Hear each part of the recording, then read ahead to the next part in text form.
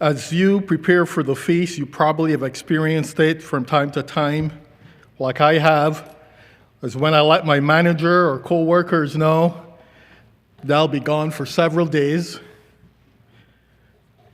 Normally it's either in September, month of September, or the month of October. I'll get some familiar questions or statements, and maybe you have as well. Especially when you're going to be gone for more than a day. When we say we're going to be gone for a week or more, well, more than a week, you get the question, so you're going on vacation, or the statement, you're going on vacation. Where are you going on vacation? And if we happen to state, or I happen to state, okay, here's where I'm going, especially if it's an international site, then definitely you are going on vacation. And let me give you some places to go, places to eat, things to do. And we get a list of things. In their minds, you're leaving, I'm leaving to go on vacation. Often I don't mention that it's the Feast of Tabernacles, although from time to time there has been someone who's asked more specifics, and I've been able to, as appropriate, just talk about where I'm going. And as we get ready to leave, they'll wish us what? Well, enjoy your PTO, personal time off, or enjoy the vacation. But are we just going on a vacation? Are we actually going on something much more important? So today I want us to consider going to the feast. Not necessarily considering what it represents, because we're going to hear messages about that during the feast. But what does going to the feast mean for you and for me? If we're going to visit a place on vacation, there are things to do that we have a list of things to do, places to go.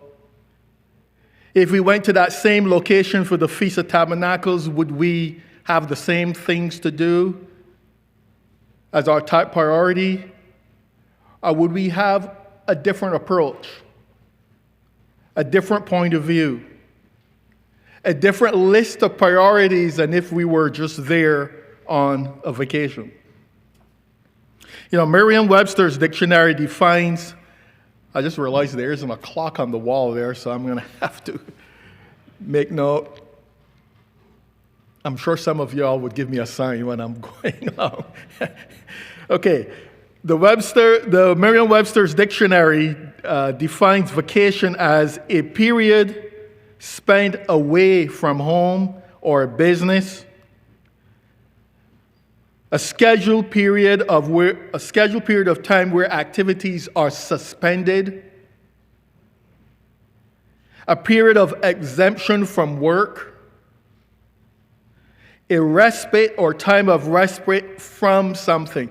Are you seeing a thread in that definition of vacation? The focus is on going from something. You'll hear the term, I can't wait for vacation. And what's driving that? I want to get away from where I am at. If we consider the Feast of Tabernacles, what is the focus? The focus of Feast of Tabernacles is what? What term do we use? We are going to the Feast of Tabernacles. There is a forward-looking viewpoint. There is a forward-looking viewpoint. So for those of you who want titles, the title of my message this afternoon is The Feast of Tabernacles, Better Than a Vacation. The Feast of Tabernacles, Better Than a Vacation. And we'll look at what God says in terms of keeping his feast. And draw from what God says what should be our approach as we are going and while we are there. So let's turn to Leviticus chapter 23. Leviticus chapter 23.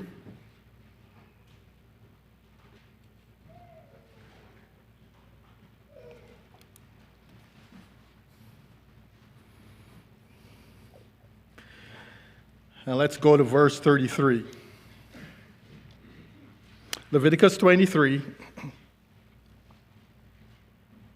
verse 33, and we'll go down to verse 37.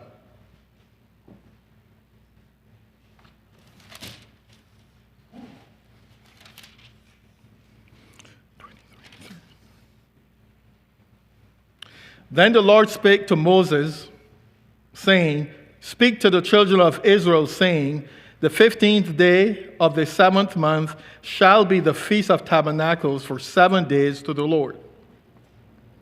On the first day there shall be a holy convocation. You shall do no customary work on it. For 7 days you shall offer an offering made by fire to the Lord. On the 8th day you shall have a holy convocation, and you shall offer an offering made by fire to the Lord. It is a sacred assembly, and you shall do no customary work in it. These are the feasts of the Lord, which you shall proclaim to be holy convocations, to offer an offering made by fire to the Lord, a burnt offering and a grain offering, a sacrifice and drink offerings, everything on its day. So if we look at this passage, we can pull out some things that says, here is our approach. Here's what we should be thinking about as we go to the feast, as we prepare for the feast. Number one, it is not my feast. It is not your feast. It's not I'm not going on a vacation where I can say, this is my vacation. It is the feast of the Lord, the Feast of Tabernacles for 7 days to the Lord. These are the feasts of the Lord that you shall proclaim. That's verse 37. So first, we put in our minds not only where are we going, but why are we going? We're going to keep the feast, and it's the feast of the Lord. Therefore, he can tell us, he can list for us the things he expects us to do, to be, how to behave, and even what not to do. We also pull out, so there are 3 things we can pull out from this passage. One, it's the feast of the Lord. It's not ours. It's not ours to dictate how and when. It's God's own. It's God's own feast. Second point from this passage, Feast of Tabernacles is for 7 days. God expects us to focus on the meaning of the Feast of Tabernacles for the 7 days. It is not just the first day and then I have 6 days to do what I want. 6 days to do the vacation stuff. Oh yeah, we're going to enjoy things around us. That's secondary. God wants us to keep the feast, his feast, for 7 days. And then the third thing we can pull from this scripture is that the first day is a holy convocation. And we do no customary work. For some of us, customary work is everyday work at the office or wherever. But for some of us, customary work is schoolwork.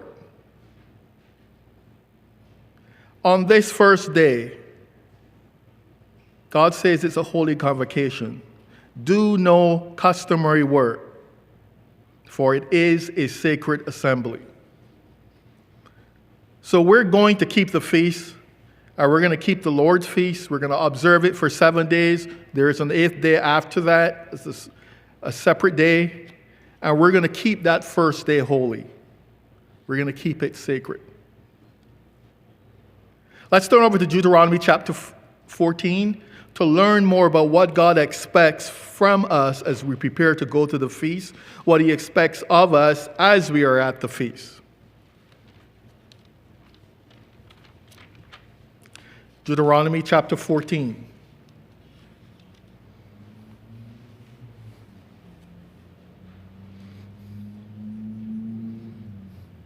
Go down to verse 22 as we read more instructions about the Feast of Tabernacles.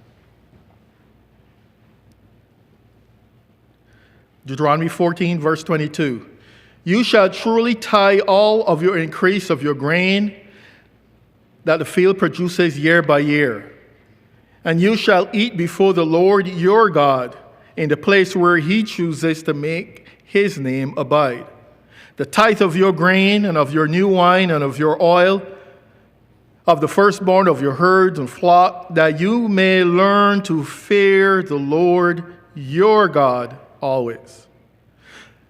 But if the journey is too long for you, that you're not able to carry the tithe, or if the place that the Lord chooses to put his name is too far from you, then when the Lord your God has blessed you, then you shall exchange it for money, and take the money in your hand and go to the place where the Lord your God chooses.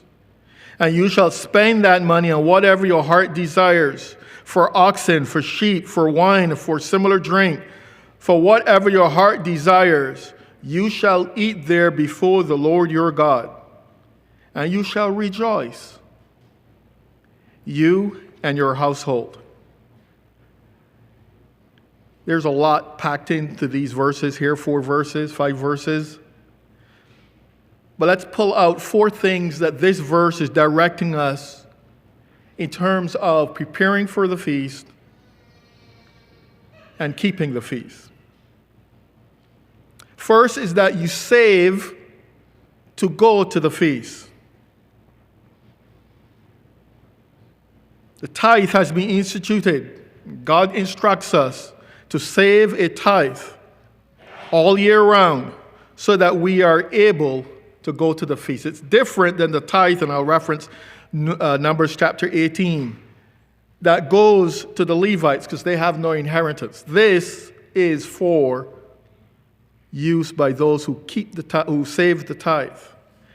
And it's planned and meant to keep the feast. It's a great systemic plan of saving, or systematic plan of saving. You know, you may have observed this, I experienced this. You come back from the feast, and maybe you share your experiences, you share photographs. You come back from an international trip, and you show your experiences, and everyone wows. And a couple of times, somebody will ask you, well, how can you afford to go to these places? And I just simply tell them, well, we saved a little bit every week, every month, for the whole year, so that when the time comes, we have the money. And they'll say, wow, that's smart.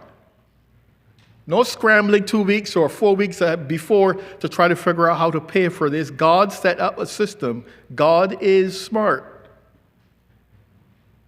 And he showed us how to prepare to attend the feast.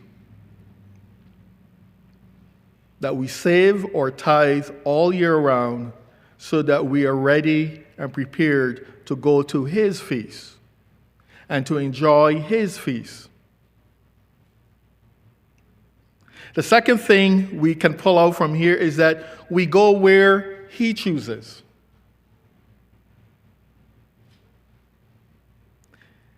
And sometimes where he chooses may not necessarily be what we would love. But then we have to remember it is where he chooses. And a couple of years ago, when we went to Spokane, Washington, you can ask my wife, I did not want to go to Spokane, Washington. That was not where I thought I would go. But that was where he placed his name. And you know, it is one of the feast sites or experiences that I remember and I talk about often. Even so much so that like a week or two after coming back from the feast from Spokane, I'm watching a movie There's the opening pictures and the opening scene. And I'm telling my wife, that looks like Spokane. And at the end of the movie, the credits roll up, and where was it shot? In Spokane. Where he places his name. And sometimes it may not be what we, from a human standpoint, would prefer, but it's still where he places his name. No matter where in this world or in this nation or in this world. God's feast is not a vacation. I may pick somewhere else for a vacation spot, but this is not where I'm going to. I'm going to his feast.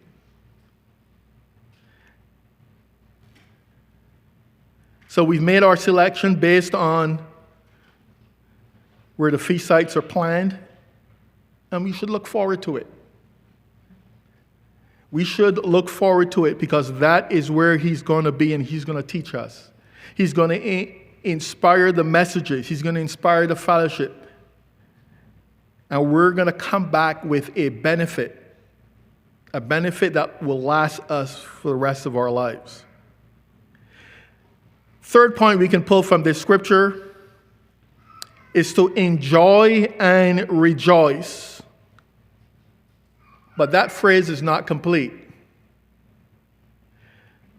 Rejoice and enjoy before the Lord.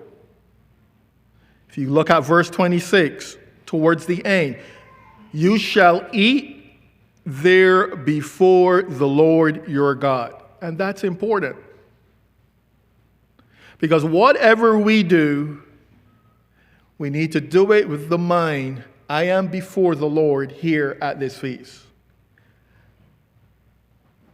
Am I doing what I'm doing? Am I saying what I'm saying in keeping with God's word, God's laws, God's principles, and expectations?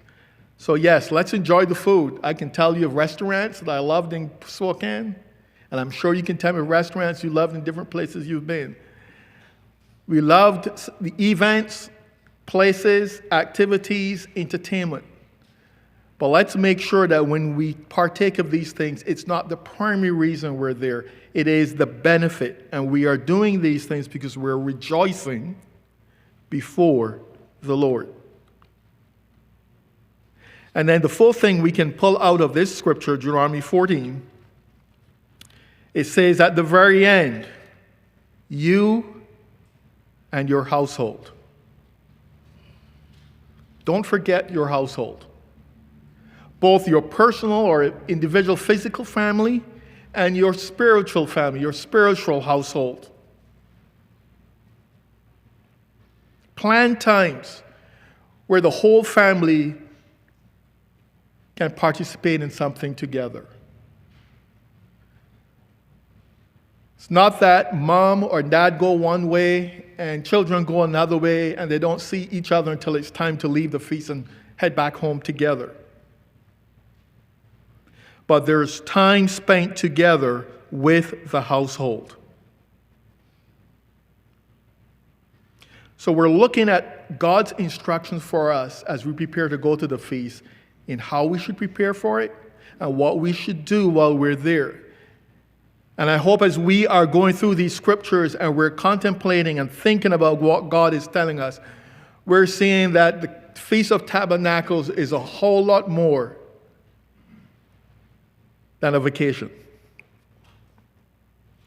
Let's turn to Leviticus chapter 23. Let's turn back there and we'll continue from where we left off.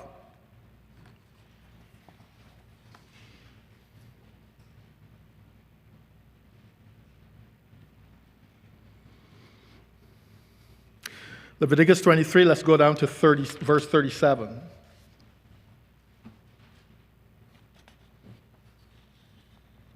Leviticus 23, verse 37.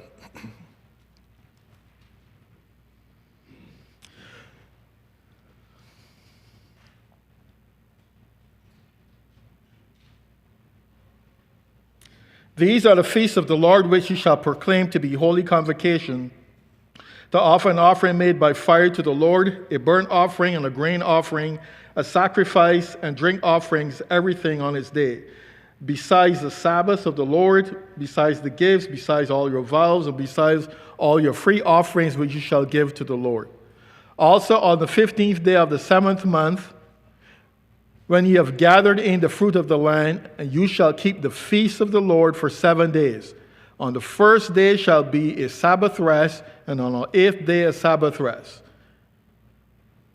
And you shall take for yourselves on the first day the fruit of the beautiful trees, branches of the palm trees, the boughs of the leafy trees, and the willows of the brook, and you shall rejoice before the Lord your God for 7 days.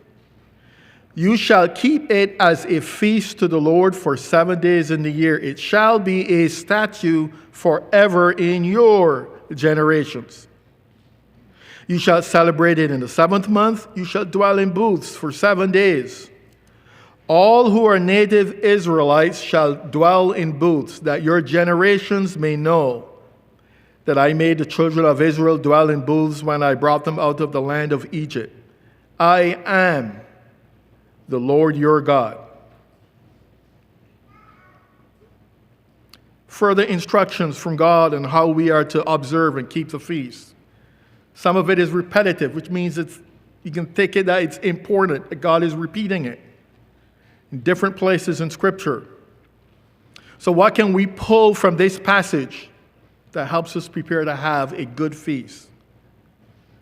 Bring an offering. Offering will be collected on that first day. Plan for it. Freely give. Think about how God has blessed you, even in a world and a society that we're in that's in turmoil. How has He blessed you?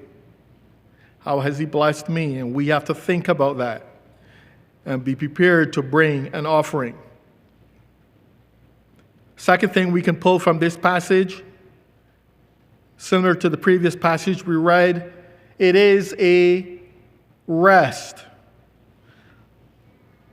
It is a rest, a Sabbath rest. And we do no customary work. So what we have to think about is, how do I keep the weekly Sabbath? How do I keep the weekly Sabbath? Because that's something we do week after week. And something we do over and over becomes habit. So when we come to the holy day, the first day on the Feast of Tabernacles, it is also supposed to be like a Sabbath rest. Is there a bad habit that we've created? Hopefully not, that we bring into that first day. Hopefully we've created good habits.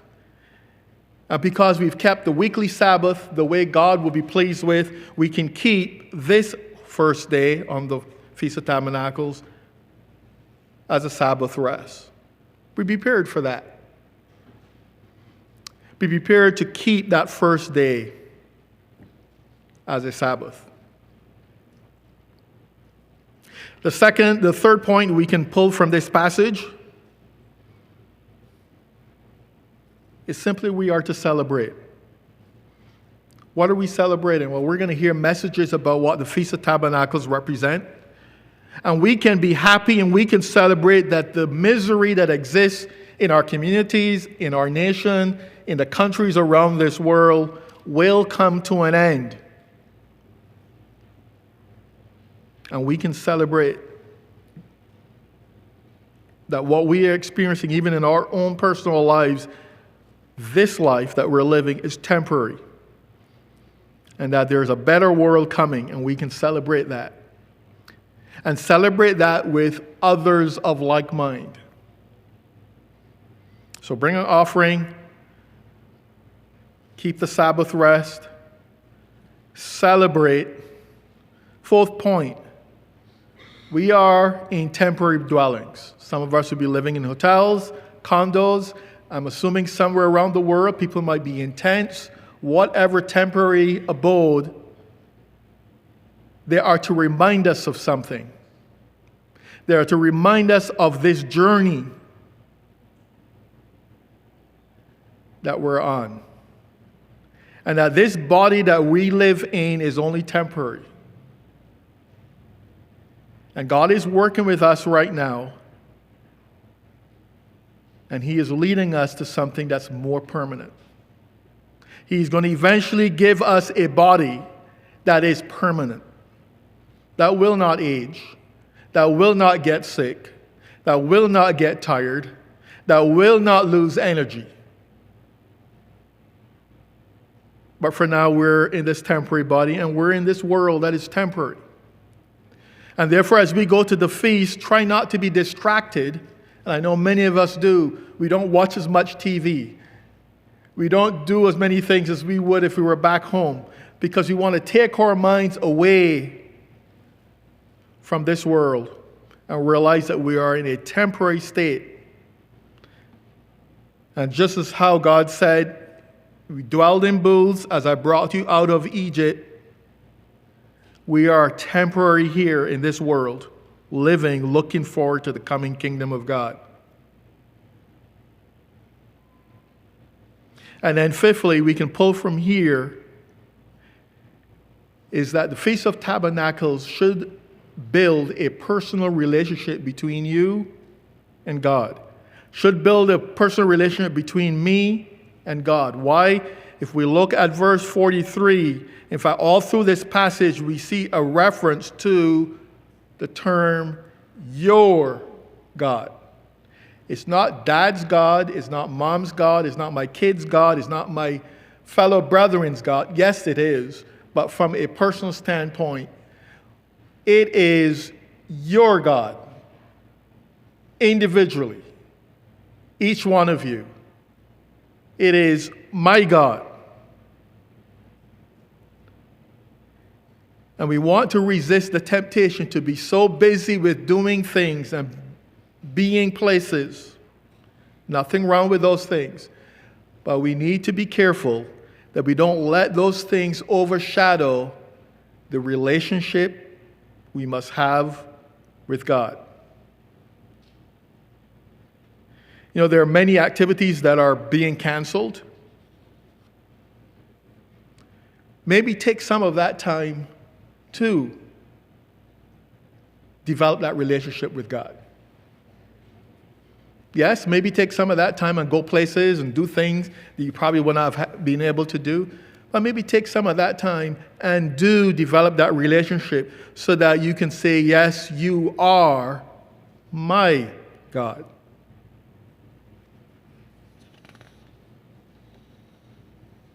So we're beginning to build a list of priorities. Things that run deeper than the physical that we will enjoy. Yes, we will enjoy it. But a list of priorities that run deeper, that will stay with us even as we come back from the feast. Let's go back to Deuteronomy chapter 16.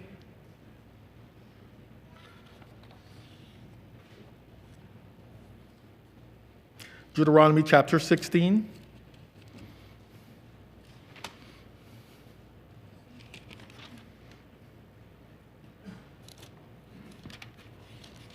Now let's go to verse 13.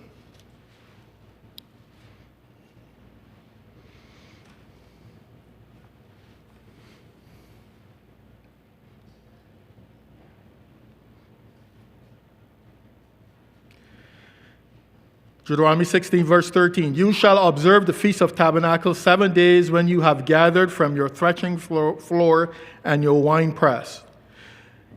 And you shall rejoice in your feast, you and your son and your daughter and your male servant and your female servant, and the Levite and the stranger and the fatherless and the widow who are within your gates.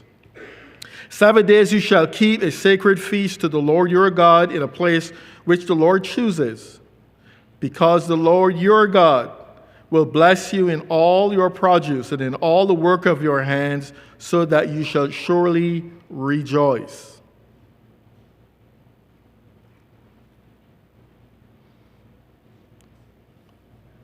3 times a year, verse 16, 3 times a year all your males shall appear before the Lord your God in a place that he chooses, at the Feast of Unleavened Bread, at the Feast of Weeks, and at the Feast of Tabernacles.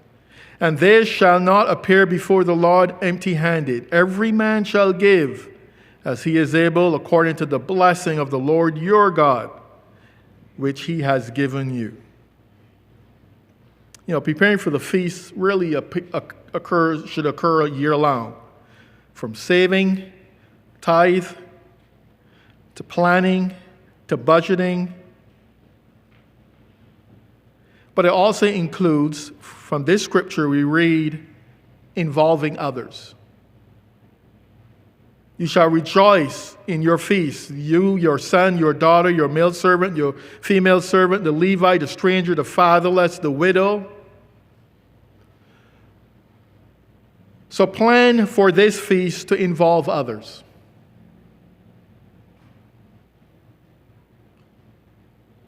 Look around at the feast site.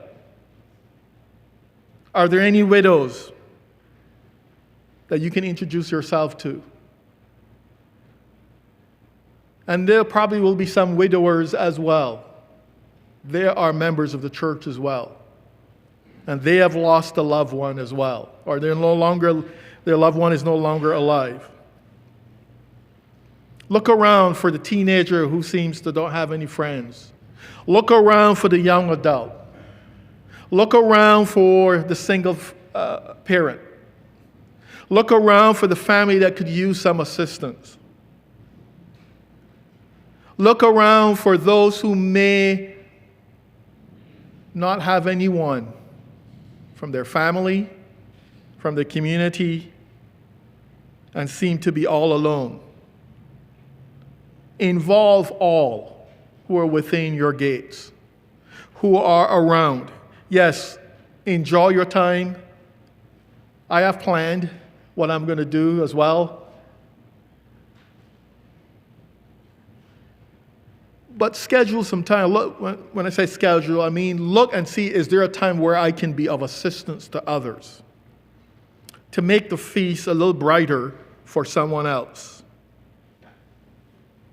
That's living the way that God lives. Of looking out for someone else, of serving others.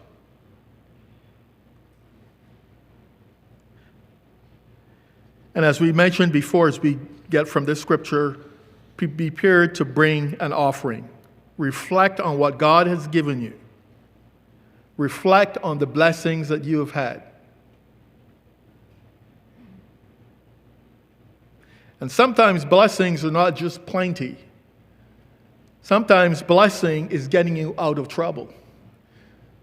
Sometimes blessings is you, and I'm talking to myself too as well, you're in a condition where you put yourself in and there's a penalty, and God has mercy and takes us out of suffering from that penalty. That is also a blessing.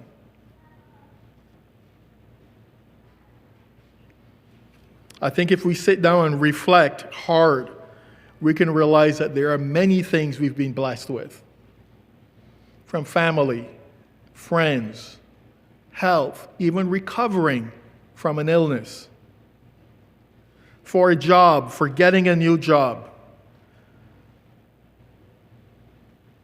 For understanding His truth. For understanding the purpose of life. There are many things that we can be grateful for. And let's make sure our offering reflects that we've put some thought into it. You can jot down Deuteronomy chapter 31, verse 9. Actually, let's turn there. Deuteronomy 31, verse 9.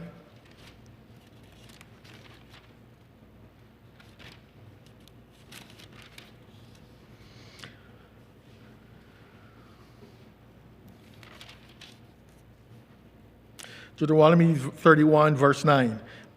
So Moses wrote this law and delivered it to the priests, the sons of Levi, who bore the ark of the covenant. Verse 10, and Moses commanded them, saying, at the end of every 7 years, at the appointed time in the year of release, at the Feast of Tabernacles, so we're going to read what's done at the Feast of Tabernacles, when all of Israel comes to appear before the Lord your God in the place which he chooses, you shall read this law before all Israel in their hearing. Gather the people together, men and women and little ones, and the stranger that's within your gates, that they may hear, and that they may learn to fear the Lord your God, and carefully observe all the words of this law, and that their children, who have not known it, may hear and learn to fear the Lord your God, as long as you live in the land which you crossed the Jordan to possess. Here we read that during the Feast of Tabernacles, we are to learn. We are to hear God's law, God's word. And then, so we have the opportunity just about every day, from an official standpoint, attend church services. This should be done in addition to our own personal Bible study and even meditation. But there are church services, and we should attend every one of them as we are able. There may be sickness, illness, yes. But God expects at the Feast of Tabernacles that we learn his law. We learn his word. We do personal Bible study. We do family Bible study. We attend his services. To what end? That we may fear, the right kind of fear, positive fear, the Lord. Once again, the phrase, your God, has to be personal, so that we can reflect on what God has planned for us and actually for all of mankind.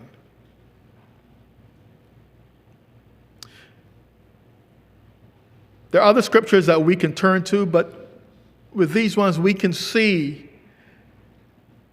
that there's something special about going to the feast. There's something special about being at the feast. There's something that transcends the physical things that we will enjoy. There's something about building character, building something that will last with us for the rest of our lives. So how would this manifest for me? How would it manifest for you in keeping the feast this year and all the other feasts that God may allow us to observe?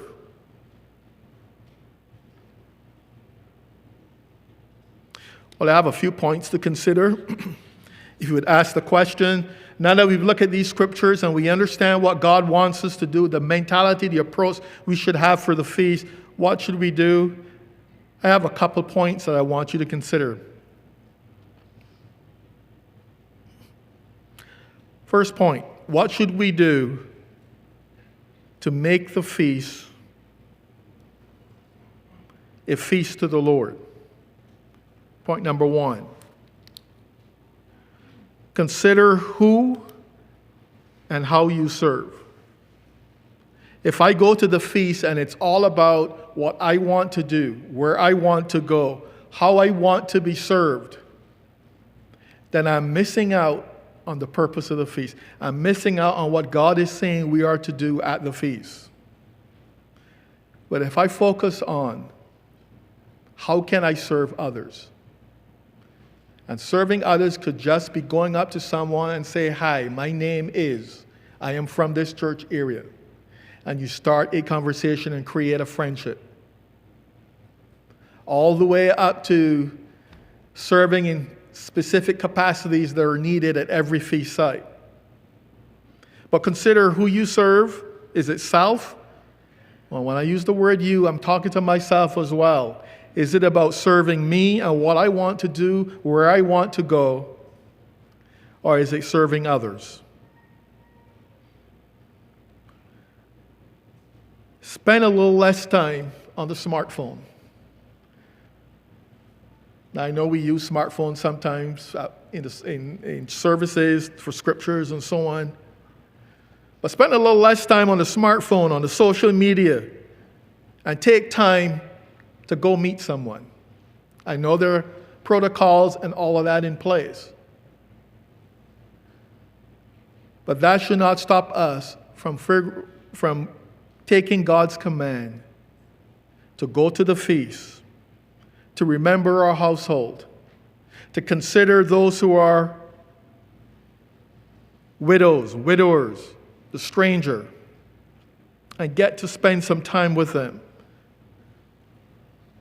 To go to Bible studies, to go to the services that will and the activities that will take place, and develop that friendship, serve others, and serve with a positive and glad heart.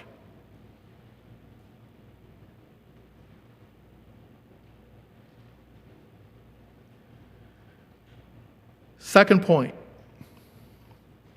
is to consider how we dress. You probably have seen people when they're on vacation, and you can kind of tell by how they dress they are on vacation. We're attending something that's much better than a vacation. Doesn't mean we can't dress casual, but we dress appropriate for what we're doing. So when we're at services, Sabbath services, we dress as if we're at Sabbath services. When we're out and about, we are dressing to represent God and His kingdom, God and His way, not the way of the world as it's influenced and swayed by Satan. So consider how we dress, wherever we are, whatever we're doing, that it represents the Lord your God. That He can say, see you, whoever you are, you see me. He's looking at us and said, there she is, there he is, and he is representing me. I am his God. I am her God. And it's reflected in what we do and how we dress. You can jot down 1 Peter chapter 5, verse 5. 1 Peter 5, verse 5.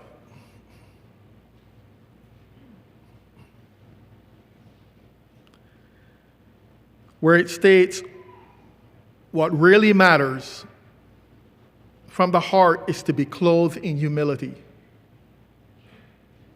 And that we put on, and this is Colossians chapter 3. Actually, let's turn there. Chapter 3, verse 12. Therefore, as the elect of God, holy and beloved, put on tender mercies, kindness, humility, meekness, and long-suffering. So we're going to clothe ourselves, and what better place to display these things than at the feast, as it represents the coming kingdom of God and Christ reigning, and we are with him, and we are exemplifying God's way of life to the world. We need to be doing it now. What better place to do it than at the feast? That we have tender mercies, that we have kindness, that we have humility and meekness. And therefore, we treat the waiter a certain way. We are polite to the staff at the hotels and at the restaurants and at the entertainment places that we may go to. And when something doesn't go right, we have kindness. We have long-suffering. So consider who and how we serve. Consider how we dress. Fourth area, be aware or consider how we speak or language. Turn to Ephesians chapter 4, verse 29. So what we're doing is that we have looked at how God commands we should keep the feast. We should be preparing for this, and now we're at the feast. and we know why we're there. Now, how should we behave? What should be the character that emanates from us every day? Consider how we speak. Ephesians chapter 4, verse 29. These things are true every day of our lives, but should be very, very evident at the Feast of Tabernacles. Ephesians chapter 4, verse 29. Let no corrupt word proceed out of your mouth, but what is good for necessary edification, that it may impart grace to the hearers. There will be times where everything doesn't go right as we expect. In fact, things are being canceled. We may expect to go someplace and plan to do that, and it's not open because of all the restrictions and protocols that are in place. There may be limitations on how many can be in a certain place. We may not get the exact seating we would love. We may not get to do the things that we would like to do. What would be our response? I'm asking myself that same question. What would be my words to the person that tells me, I'm sorry, but we can't let you into this restaurant. We have, we're at capacity based on the rules. You have to wait.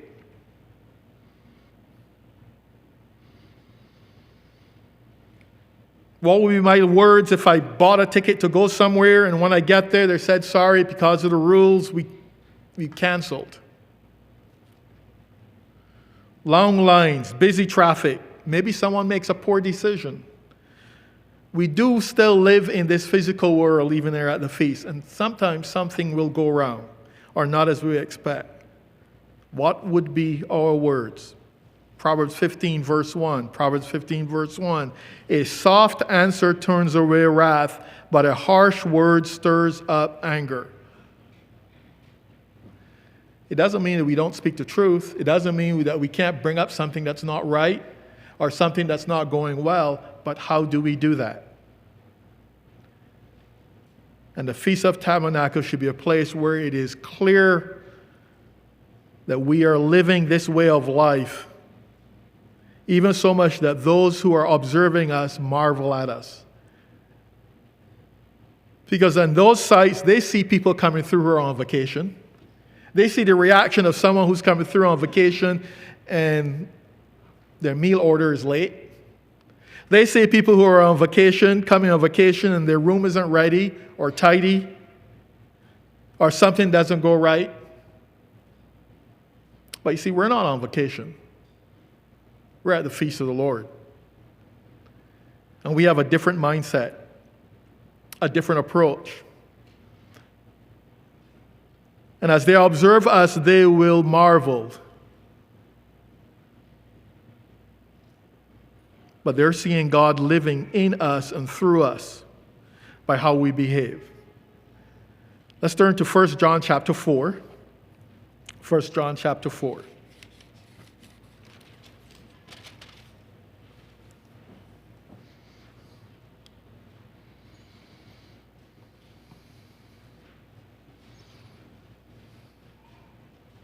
First John chapter 4, verse 4.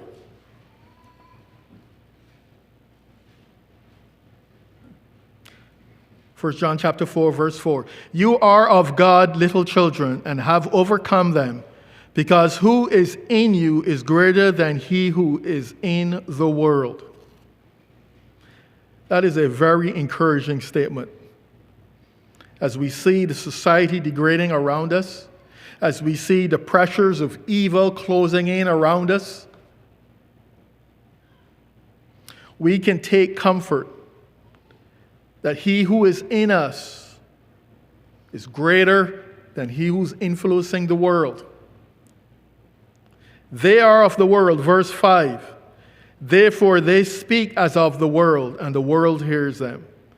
We are of God. He who knows God hears us.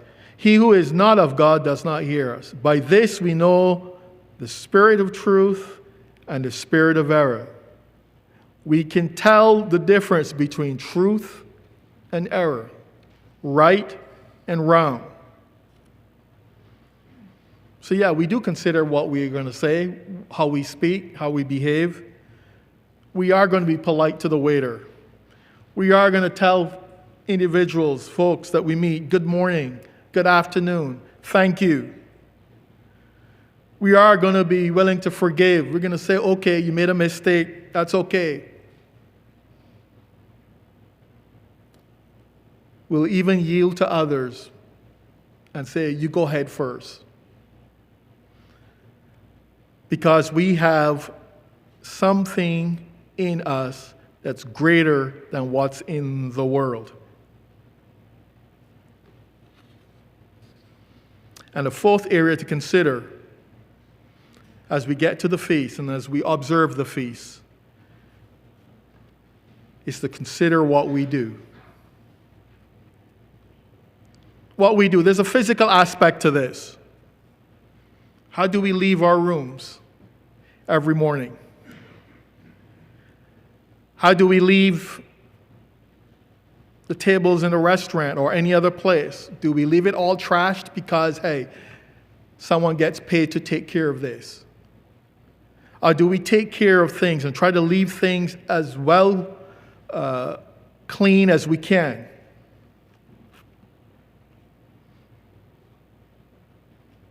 We don't drop litter around, we put it in the trash can. We are considerate of others. We yield and give to others. But then there's the spiritual aspect. We live according to God's commandment. Satan is still around, and he will want our human nature to come out even during the feast. And we have, from a spiritual standpoint, we need to be aware of that and to let God's commandment reside in our hearts and influence what we do. We do not behave like the world.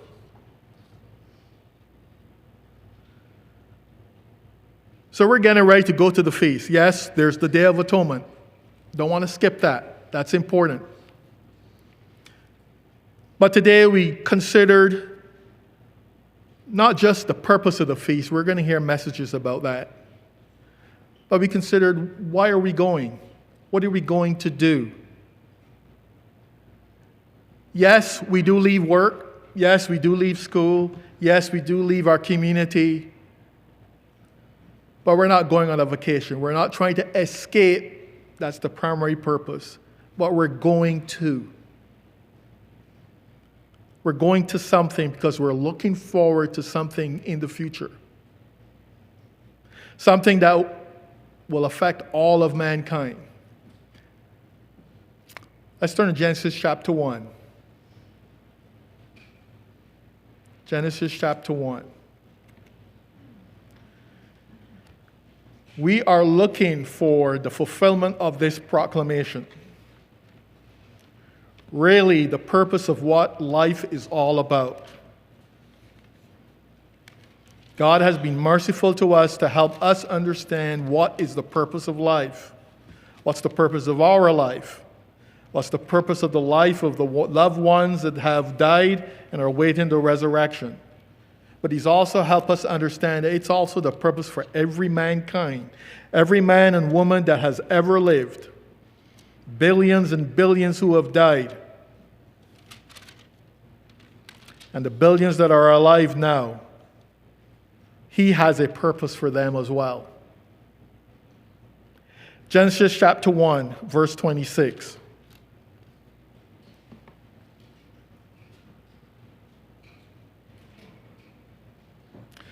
Genesis chapter 1, verse 26. Then God said, let us make man in our image, according to our likeness.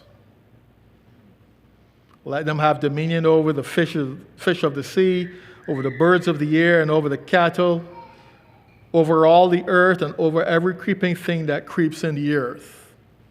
The first part of that verse is an awesome statement. It should drive everything that we do every single day.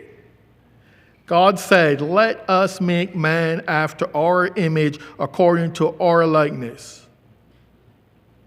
And it's just more than the physical appearance. Yes, we have the physical representation of God, but there is a spiritual proclamation here that God is expanding his family, and that invitation into his family is to you and to me. And he has allowed us to understand that plan as we go through the holy days. We understand that plan. As we go to the feast, we can go rejoicing because we understand the purpose for our lives. Not only our lives, but the lives of everyone we come into contact with. The rude waiter has a purpose. God said it. The person who cuts us off in traffic if we're renting a car at the feast and someone drives rudely. Even that person, God has a purpose for that person. They may not know it now. He said, let us make man after our image, after our likeness. He's expanding his family. We have that invitation now. There's no vacation that can help us understand that. There's no vacation that would give us that reason to be happy and to be rejoiceful.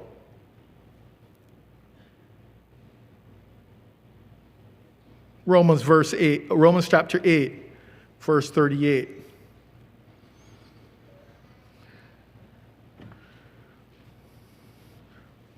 Romans 8, verse 28.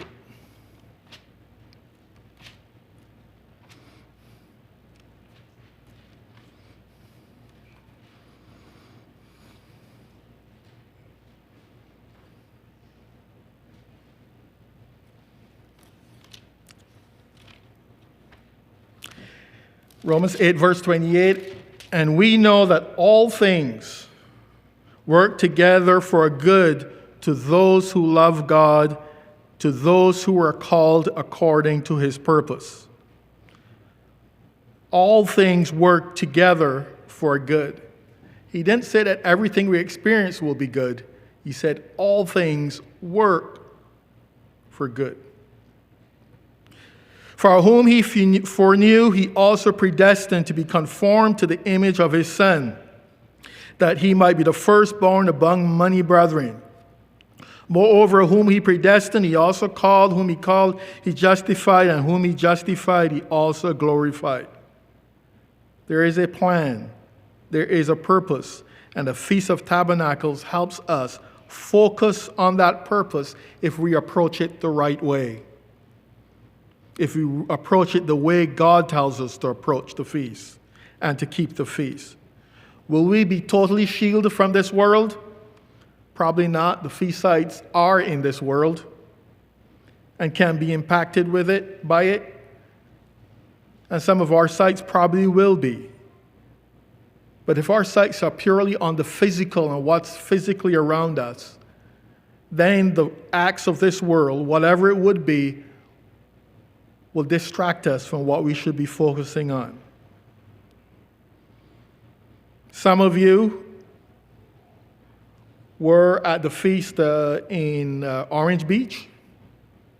And some of you were aware. You had the hurricane that hit Orange Beach. As we were driving down to the feast in Orange Beach, our hotel reservation changed, I think, 3 times. As we were driving, we were getting a phone call. I'm sorry, we have to move you to this establishment. This is the room number. A couple of hours later, as we're driving, get another call. Sorry, we have to move you somewhere else. And then in the middle of the feast, there's another storm coming, and there's a proclamation that says everyone who doesn't live here need to leave. And we headed back to Kerrville. If I focused, and for a moment I will admit I focused purely on the physical, then for a moment I was behaving as if I was on vacation and my vacation was disrupted. But as I stepped back and looked and said, this is the feast of God. And the purpose of the feast, the focus of the feast, the mindset of the feast transcends anything that physically happens. Then I rejoice in Orange Beach and I rejoice in Kerrville. I rejoice in Spokane. I rejoice in, you name it, wherever. Because our focus is on God's plan. Let us make man after our image, after our likeness. He is expanding his family, and he has called us to be first fruits in that family.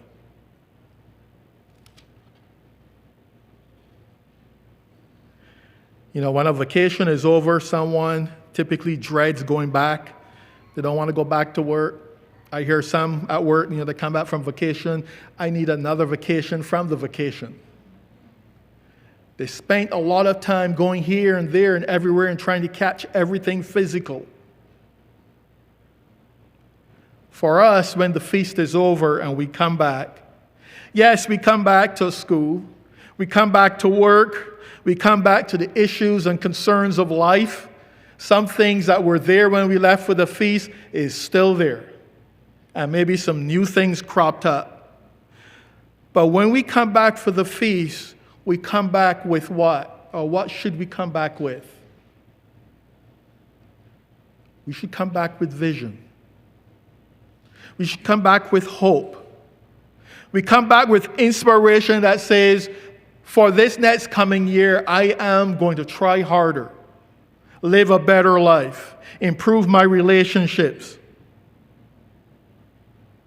We leave the feast in a positive manner, ready to live God's way, knowing there will be trials, knowing there might be unpleasant circumstances, but we have vision. We have hope. We are energized and committed to focus on our spiritual lives.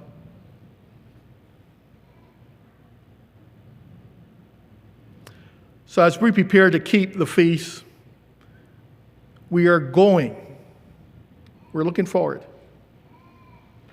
We're looking forward. We are going to keep the feast. Let's focus on what's ahead.